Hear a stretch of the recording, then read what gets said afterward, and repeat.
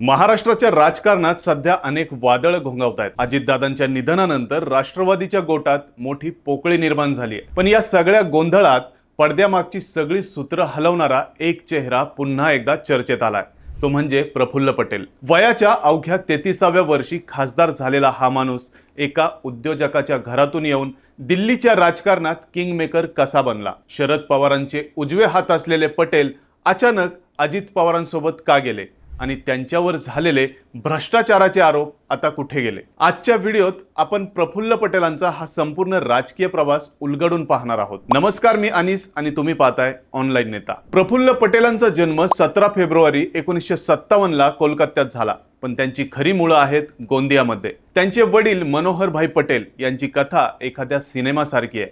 गरिबीमुळे शिक्षण सोडावं लागलं, मजुरी केली, ट्रकवर माल चढवला उतरवला, पण जिद्दीच्या जोरावर त्यांनी सीजे ग्रुप उभं केलं आणि बीडी उद्योगात मोठं नाव कमावलं। पण नियतीला काहीतरी वेगळं मान्य होतं।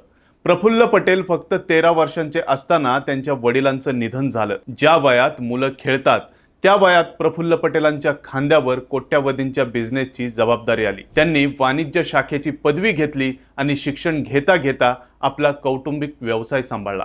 वडिलांकडून व्यवसायासोबतच त्यांना राजकारणाचा वारसाही मिळाला होता। वयाच्या 28व्या वर्षी ते गोंदिया नगर परिषदेचे अध्यक्ष झाले आणि तिथून त्यांनी मागं वळून पाहिलं नाही। 1991 मध्ये वयाच्या 33व्या वर्षी ते पहिल्यांदा लोकसभेवर गेले। सलग 3 वेळा लोकसभा आणि त्यानंतर तब्बल 6 वेळा राज्यसभेवर त्यांची निवड झाली। पण प्रफुल्ल पटेल म्हणजे फक्त एक खासदार नव्हते। दिल्लीच्या राजकारणात त्यांचं स्थान काहीतरी वेगळं होतं। राजकीय विश्लेषक त्यांची तुलना थेट अमर सिंग यांच्याशी करतात। जसे अमर सिंग मुलायम सिंहांसाठी होते, तसेच प्रफुल्ल पटेल शरद पवारांसाठी होते।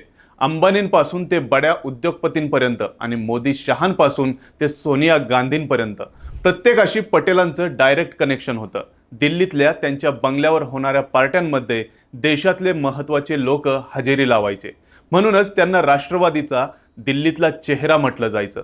पण हा प्रवास इतका सोपा नव्हता। यूपीए सरकारमध्ये नागरी विमान वाहतूक मंत्री असताना त्यांच्यावर गंभीर आरोप झाले। एअर इंडियाला तोट्यात नेलं, विमान खरेदीत भ्रष्टाचार केला, असे अनेक ठपके सीबीआयने त्यांच्यावर ठेवले।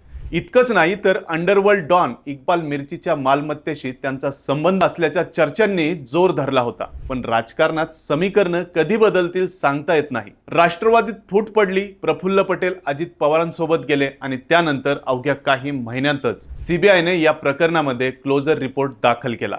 म्हणजे पटेलांना एक प्रकारे क्लीन चिट मिळाली। विरोधकांनी यावर वॉशिंग मशीन राजकारण म्हणून टीका केली, पण पटेलांनी नेहमीच हे आरोप फेटाळून लावले। आज राष्ट्रवादी काँग्रेसमध्ये प्रफुल्ल पटेल हे सर्वात महत्त्वाचे नेते आहेत। अजितदादांच्या जाण्यानंतर पक्षाची घटनात्मक सूत्र त्यांच्याच हाती आहेत। भाजपच्या दिल्लीतील नेत्यांशी संवाद साधणं असो किंवा महायुतीचे जागा वाटप, प्रत्येक गोष्टीत पटेल केंद्रस्थानी आहेत। नुकत्याच झालेल्या घडामोडींमध्ये त्यांनी ज्या प्रकारे सुनेत्रा पवारांच्या नावाबद्दल सूचक वक्तव्य केली, त्यावरून हे स्पष्ट होतंय की पक्षात आता त्यांचा शब्द अंतिम आहे। एका उद्योजकाचा मुलगा ते दिल्लीच्या राजकारणातला सर्वात विश्वासू नेटवर्किंग मॅन, असा हा त्यांचा प्रवास थक्क करणारा आहे। तर मित्रांनो, तुम्हाला काय वाटतंय?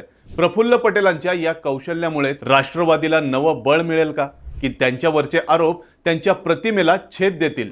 तुमचं मत कमेंट्समध्ये नक्की कळवा। व्हिडिओ आवडला असेल तर लाईक करा, शेअर करा आणि अशाच राजकीय गोष्टी जाणून घेण्यासाठी आपल्या चॅनलला सबस्क्राईब करायला विसरू नका।